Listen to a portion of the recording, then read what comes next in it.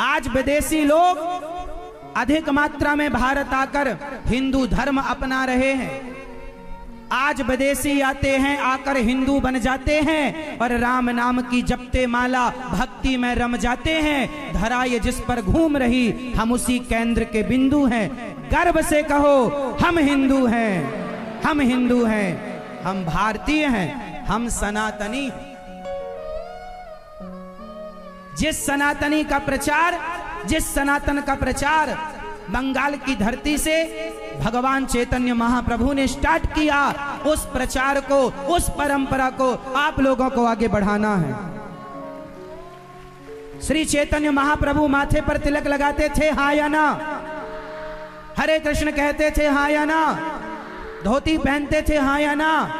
वो भारतीय थे और आप विदेशी होते जा रहे हैं। शर्म आती है तुम्हें? माताओं, आपको भी माथे पर तिलक लगाना है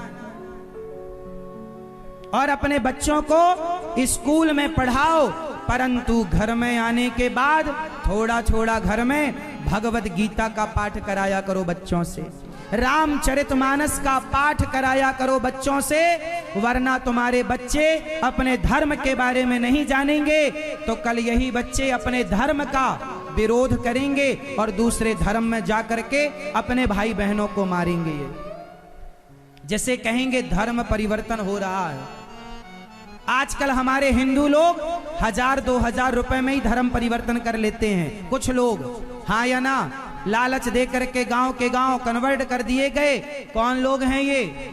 जिन्हें पता ही नहीं था कि हमारी संस्कृति क्या थी, हमारा धर्म क्या था। आपने कभी समय निकाला? पैसा पैसा पैसा पैसा भागते रहते हो। अरे धर्म है तो सब है। 23 घंटे काम करो परिवार के लिए, 1 घंटे का समय निकालो और धर्म के प्रचार के लिए निकल जाया करो। भैया रामचरितमानस पढ़े हो? क्या लिखा है बताओ? भगवान, मैंने इन 7 दिनों में हर प्रश्न का उत्तर मैंने आप लोगों को दिया है, सनातन धर्म से जोड़ा इसलिए दिया है कि कल को आपसे कोई सवाल करे तो फटाफट आप उत्तर दे सकें कि हमारे धर्म पर कटाक्ष करने वाले तुम कौन होते हो। मैंने सरल से सरल भाषा में आप लोगों को खूब समझाया 7 दिन तक। बताओ हाँ या ना? मैं कथा कम सुनाता हूं, क्या बताऊं? मैं बेसिक वो चीजें आपको बताता हूं जिनकी आपको अत्यधिक जरूरत है। यदि मैं आपको आपके प्रश्न का उत्तर नहीं दूंगा तो आप यदि यहां चुप रह गए तो सारी जिंदगी आपको चुप कराया जाएगा। इसलिए अपने धर्म की आप स्वयं आवाज बन जाइए, आप स्वयं अपने धर्म के एडवोकेट बन जाइए, अपने धर्म का पक्ष खुद रखिए। कौन कौन रखेगा अपने धर्म का पक्ष? कोई आपसे कहेगा कि हमसे 1 लाख रुपए ले लो और अपना हिंदू धर्म छोड़ के आ जाओ, तो आप में से कोई जाएगा?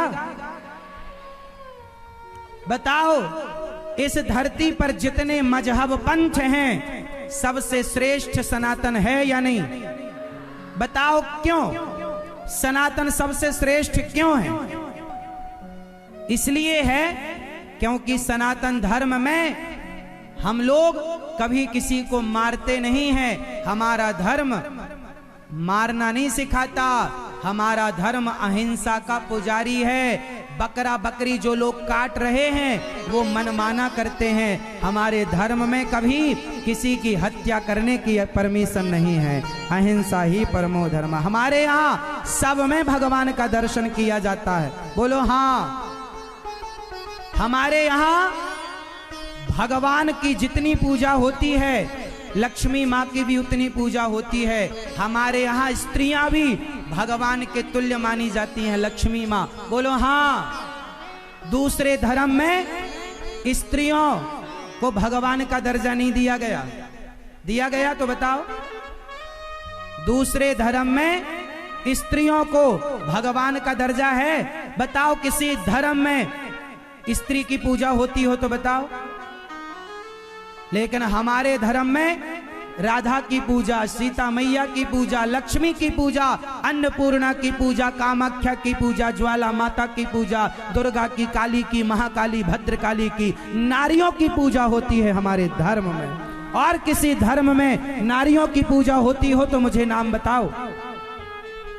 इसलिए सनातन श्रेष्ठ है जहां नारियों का सम्मान। इसलिए कहता हूं, तुम बाजार में बिकने के लिए चली मत जाना मेरी माँ किसी अन्य धर्म के व्यक्ति से प्यार मोहब्बत करके, वरना बाजार में ही बेच दी जाओगी, जिम्मेदार स्वयं कहलाओगी, फिर दोष ना देना किसी को। दुनिया में एक हिंदू धर्म में ऐसा है जहां नारी को देवी कहा जाता है, और कहीं नारी को देवी कहा जाए, देवी का सम्मान दिया जाए तो बताओ। हमारे यहाँ घर में बहू आती है, कहा जाता है लक्ष्मी आ गई।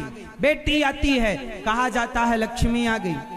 हमारे यहाँ स्त्री भोग का सामान नहीं, बल्कि भक्ति में सहायक माना जाता है, पूजा में सहायक। स्त्री को हमारे यहाँ पूजा करते हैं तो पत्नी को बगल में बिठाते हैं। बोलो हाँ। दूसरे धर्म में तो पत्नी को बगल में क्या घुसने नहीं दिया जाता। बोलो हाँ। समझ में आ रहा है? इसलिए कितने लोग हिंदू राष्ट्र बनाएंगे, माथे पर तिलक लगाएंगे? बोलो हाँ। लगाओगे? धोती कुर्ता पहनोगे? एकादशी का व्रत करोगे?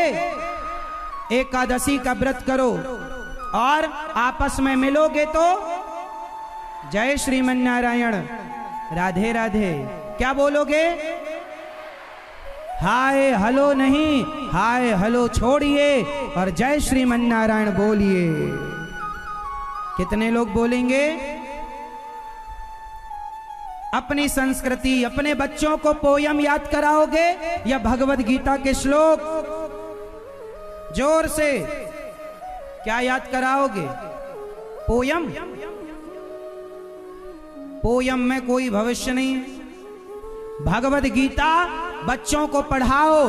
दुर्भाग्य देखिए मेरे देश का, हमारे देश में गीता अदालत में रखी है कसम खाने के लिए। मैं गीता पर हाथ रखकर कसम खाता हूं, जो कहूंगा सच के सिवा कुछ नहीं कहूंगा। अरे कसम खाने वाला गीता को जानता ही नहीं, जब पहचानता ही नहीं तो सच्ची कसम क्या खाएगा? अरे सच्चा सनातनी बनके पहले गीता को पढ़ेगा, समझेगा, तब तो वो गीता का सम्मान करेगा। इसलिए गीता को अदालत में नहीं, स्कूल में होना चाहिए, बच्चों के बैग में, सिलेबस में होना चाहिए। हाँ या ना? बच्चों के स्कूल में गीता होनी चाहिए कि नहीं? तो पढ़ाओ। सरकारें क्या पढ़ाएंगी? तुम पढ़ाओ, सरकारों के भरोसे ना रहना।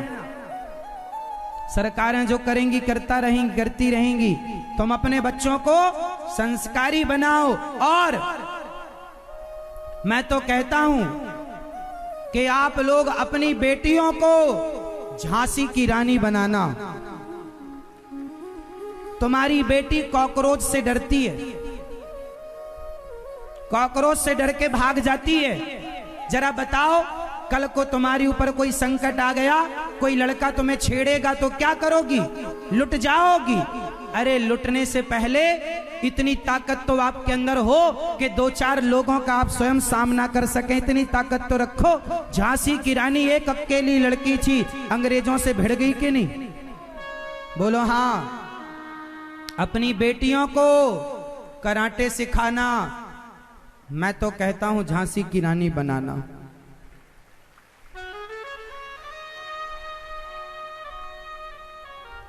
मेरी मां, पढ़ाओ लिखाओ अपने बच्चों को, अपने धर्म का पाठ पढ़ाओ, अपनी शिक्षा जरूरी है। बोलिए भारत माता की जय।